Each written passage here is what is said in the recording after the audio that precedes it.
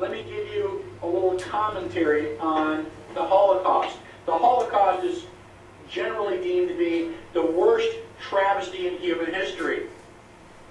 5 or 6 million Jews. I don't know what the actual count was, but it was a lot of people. They did a genocide. They tried to wipe out an entire race. Hitler did not take Germany by force. He did not drive in with army tanks. Hitler was elected. Anybody have any idea what the vote count was? What his percentage of the total was? 98% in Austria-Hungary. That's just about everybody. Everybody voted for Hitler because he was going to solve all their economic problems. Did Hitler get elected on Monday and start throwing people into ovens on Friday? No. It was a gradual process. The first thing that Hitler did was start to write newspaper articles. Everything that was going wrong was the Jews' fault. They're the ones that caused all these problems. Did the Jews write their own newspaper articles and go, I disagree?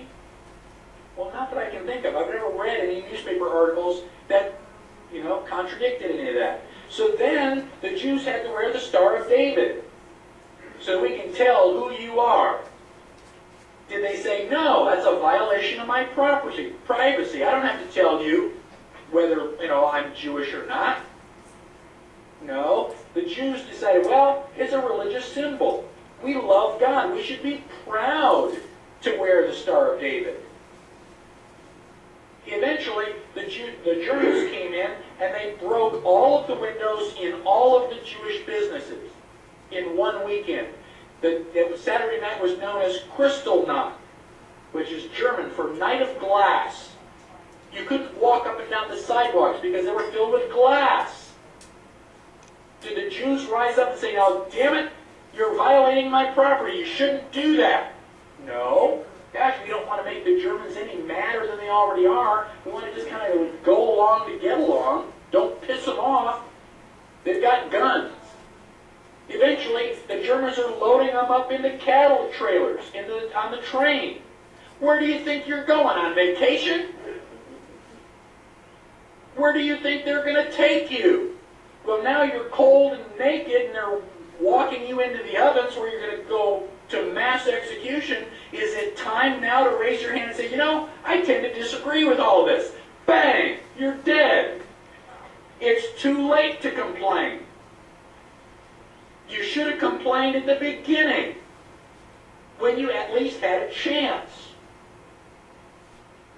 My question to you, and I don't expect you to answer it, just think about it in your head. How bad do things have to get before you do something? Do they have to take away all your property? Do they have to license every activity that you want to engage in? Do they have to be throwing you on cattle cars before you start to say, now wait a minute, I don't think this is a good idea? How long is it going to be before you finally resist and say, no, I will not comply? Period. That's a different answer for each person. Ask yourself now, because sooner or later you're going to come to that line, and when they cross it, we're going to say, well, okay, cross this line. Okay, now cross that line. Okay, now cross this line. And pretty soon, you're in a corner. Sooner or later, you've got to draw a line and stand your ground, whether anybody else does or not. That is what liberty is all about. If you think I am radical, let me share with you some thoughts from some of the founding fathers. Thomas Jefferson said, and this country, with its institutions, belong to the people who, Thomas Jefferson, and what country can preserve its liberties if its rulers are not warned from time to time that this people preserve the spirit of resistance? Let them take arms. The tree of liberty must be refreshed from time to time with the blood of patriots and tyrants.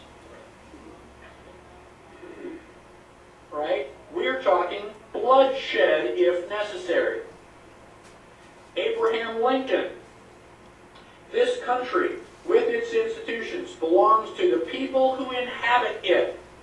Whenever they shall grow weary of their existing government, they can exercise their constitutional right of amending it, or their constitutional right to dismember or overthrow it. He also said, we the people are the rightful masters of Congress and the courts, not to overthrow the Constitution, but to overthrow the men who pervert the Constitution.